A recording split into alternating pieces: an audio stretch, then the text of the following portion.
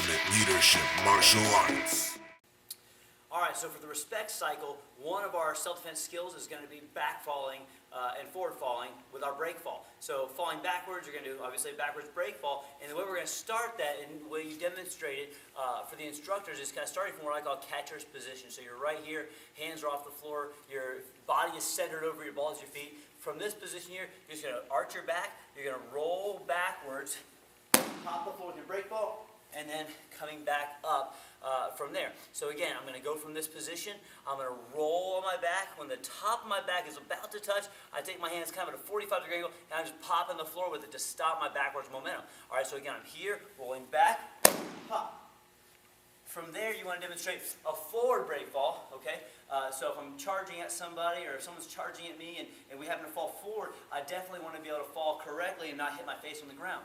Alright, so from this position here, as I fall forward, one of the important things to remember is I'm wanting to turn my head sideways. So even if my head hits, I might hit the side of my head, but I won't hit my face, therefore I can still see, and I can still do things I need to do. So from this position here, you can fall forward. Again, this is from a more safe position, so I'm falling forward to the knees, and then to my hands, alright, just like this. Alright, so again, kind of cradling myself as I fall forward.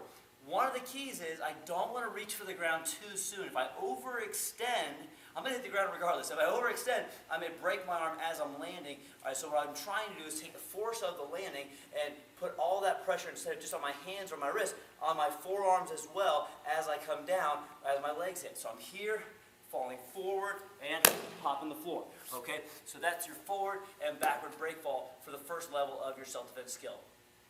Part one of the self-defense skill is the forward and backward break fall. So part two, we're going to go into a single leg tackle in order to get ready for section 3. So part two, as I come forward, I'm going to duck down, using this arm to guard if I need to. My outside hand is going to grab behind the knee. As I do that, I'm going to drive my weight forward so that he can perform a backward break fall. So I'm here, driving forward, he goes back for the break fall.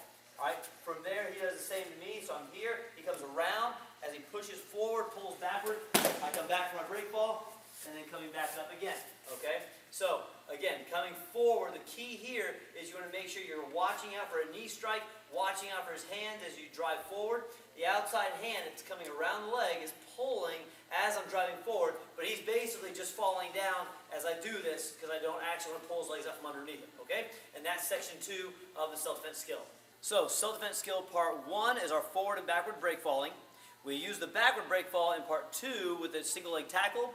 And then from there we have part 3, which is going to be him getting a hold of me with that tackle and me doing a sprawl in order to protect myself, which means he's going to need to do that forward break fall. So remember, as your partner is doing this drill to you, you're going to be falling down. Make sure you turn your head sideways to catch yourself. All right? So, as he's coming in for the tackle, he's going to be driving backwards. So as I'm coming backwards, I'm driving my weight forward and driving him down to the floor from there.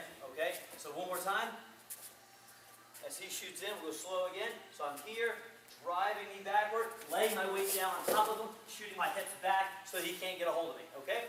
And we'll do one time regular speed here. So he's going to just charge in. Go ahead.